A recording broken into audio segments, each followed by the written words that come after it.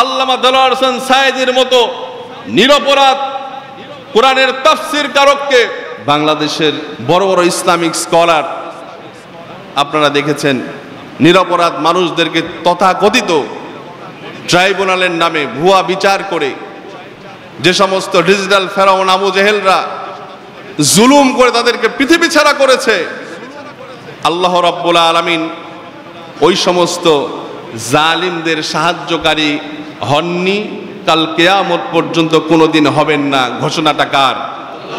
কার ঘোষণা?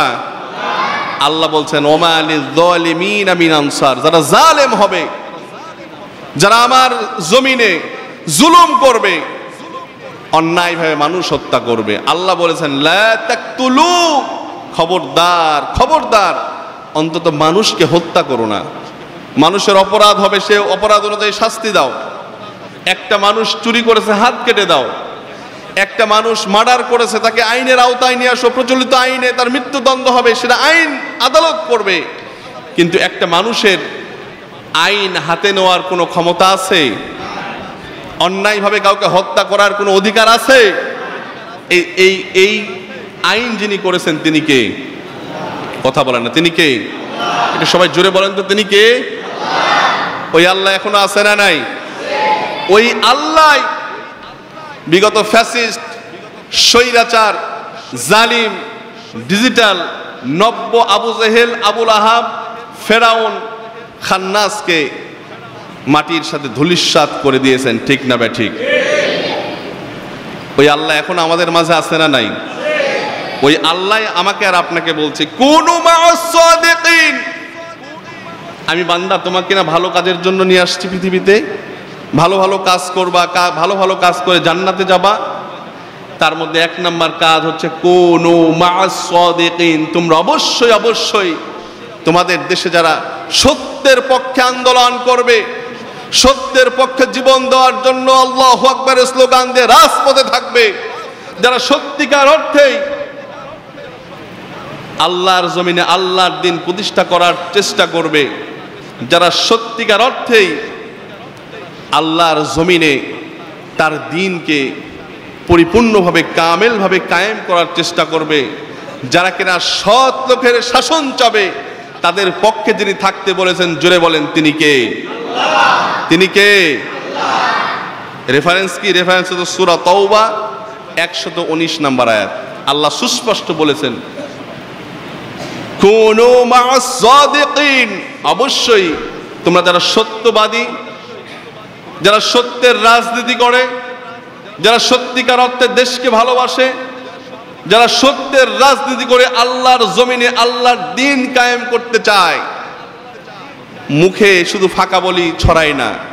আমাদের দেশে এক স্বৈরাচার গেছে, আর এক স্বৈরাচার উকি দিয়ে বলছে আমরা যদি আসি তাহলে ধর্মনিরপেক্ষ দেশ আমরা গড়ব। বলেন নাউযু বিল্লাহ।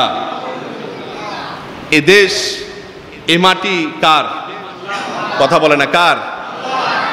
কারো বাপের সম্পদ? যদি কেউ বলে যে এটা আমার বাবার সম্পদ, বাবার দেশ, এটা জুলুম হবে। আর এই জুলুম করার কারণে আল্লাহ রাব্বুল আলামিন দেখিয়ে দিয়েছেন এটা কারো বাপের দেশ নয়, আমি আল্লাহ, এটা আমার দেশ, আমার জমিন, আমি যাকে চাইবো সেই এখানে থাকতে পারবে, ঠিক না বে ঠিক? আমরা দেখেছি এটা। এই জন্য প্রিয় মুসল্লি কেরাম, মুরব্বি আযম, সোনালী সোনার যুবক ভাইয়ের আমাদেরকে মাথায় রাখতে হবে আল্লাহ রাব্বুল আলামিন আমাদেরকে সৃষ্টি করেছেন মানুষ হিসাবে, মুমিন হিসাবে। এর কারণ দুইটা। এক নাম্বার কারণ হচ্ছে আমাদেরকে আল্লাহ পরীক্ষা করবেন। কি করবেন? আল্লাহ রাব্বুল আলামিন কুরআনুল কারীমের মধ্যে সুস্পষ্ট বর্ণনা করেছেন ওয়ালানাবলুওয়ান্নাকুম বিশাইইম মিনাল খাউফ।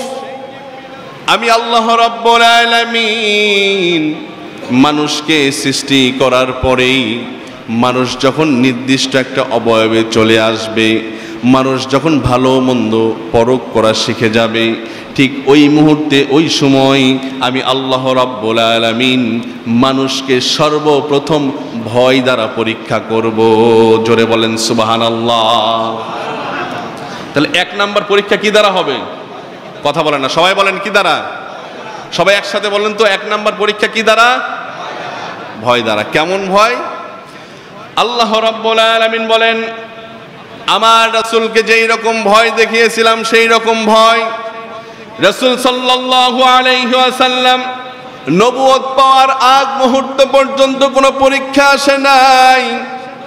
আমার আপনার নবী মুহাম্মদুর রাসূলুল্লাহ সাল্লাল্লাহু আলাইহি ওয়াসাল্লাম যখন নবুয়ত প্রাপ্ত হলেন, যখন ইসলামের রাজনীতি শুরু করলেন, তখন সর্বপ্রথম আবু জেহেল, উতবা, সাইবা, মুগিরা, ওয়ালিদ ভয় দেখালেন আব্দুল্লাহর ছেলে মোহাম্মদ, বেশি বাড়াবাড়ি করো না, বাড়াবাড়ি করলেই হামলা আর মামলা আমাদের পক্ষ থেকে হবে, ঠিক না বেঠি?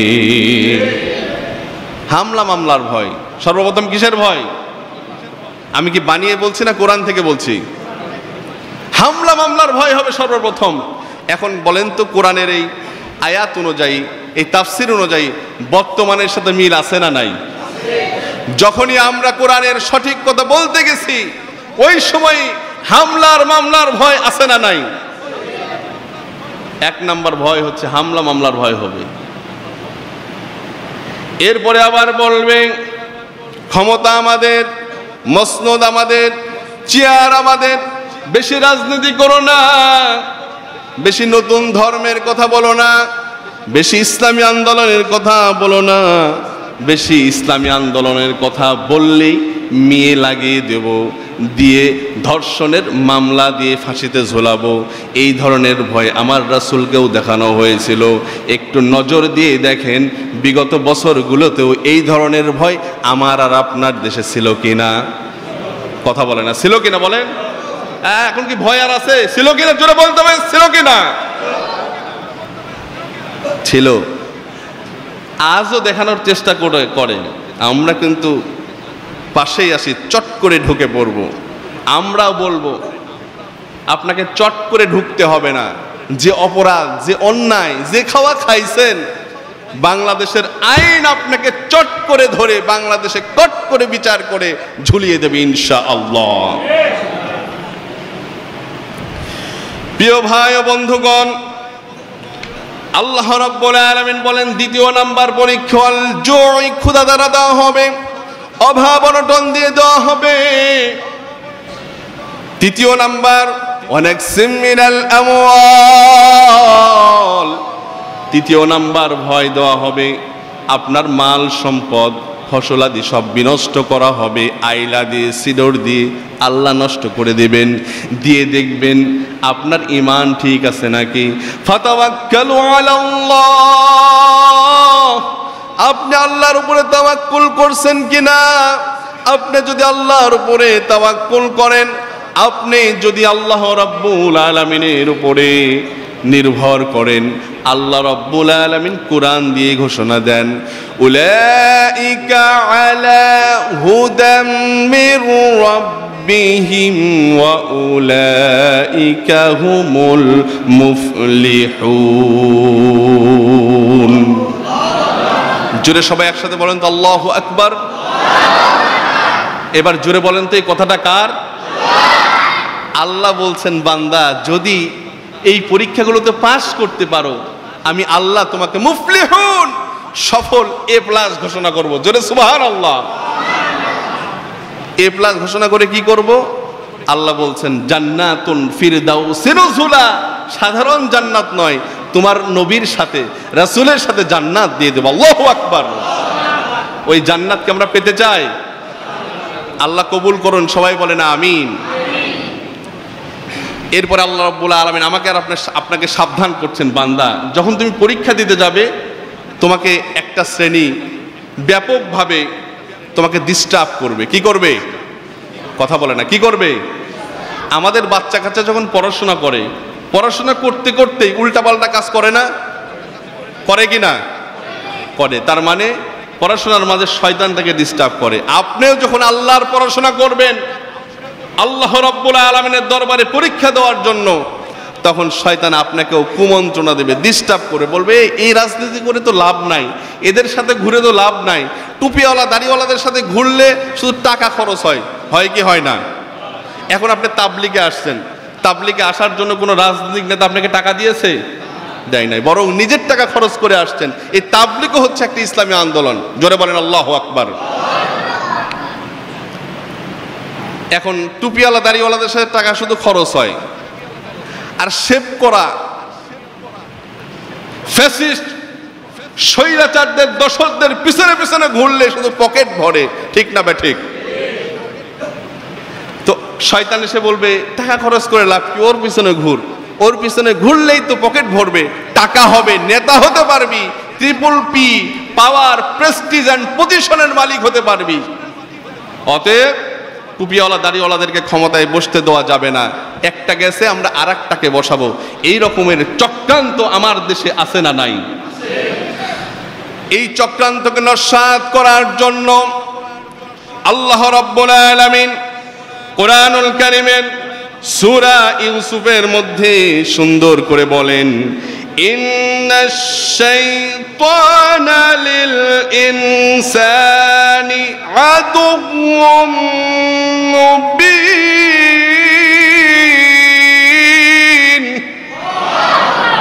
এবার জোরে চিল্লায় বলেন কথা কার? কথা কার?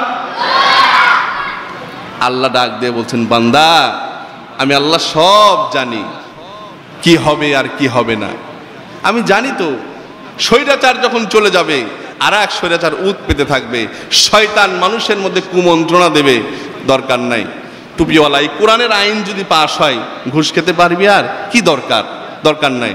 যাকে নিয়ে আসলে ঘুষ খাওয়া যাবে, যে মতদর্শের লোক নিয়ে আসলে ঘুষ খাওয়া যাবে, মানুষের তৈরি মতবাদ প্রতিষ্ঠিত করো, তাহলেই না টাকা ইনকাম করতে পারবে।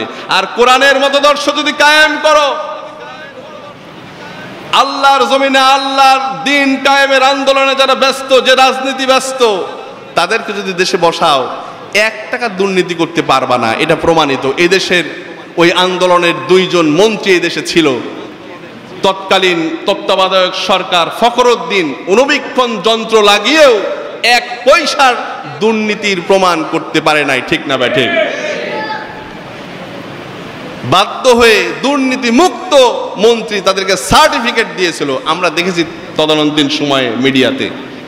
তো এই লোকদেরকে যদি আবার ক্ষমতায় বসাও, দুর্নীতি করার সুযোগ আর আছে? শয়তানরা এটা করতে দিবে না।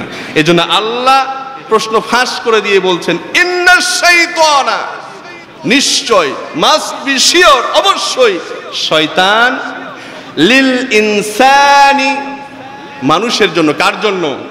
কথা বলে না, সবাই বলেন কার জন্য? লিল ইনসান, মানুষের জন্য। কি? আদুউম মুবিন, প্রকাশ্য দুশমন, প্রকাশ্য শত্রু। যে শত্রু জান্নাত থেকে নিয়ে জাহান্নামের দিকে নিয়ে যায়, ঠিক কিনা? আল্লাহ রাব্বুল আলামিন এই প্রকাশ্য দুশমন শয়তান খান্নাস থেকে আমাদেরকে হেফাজত করুন।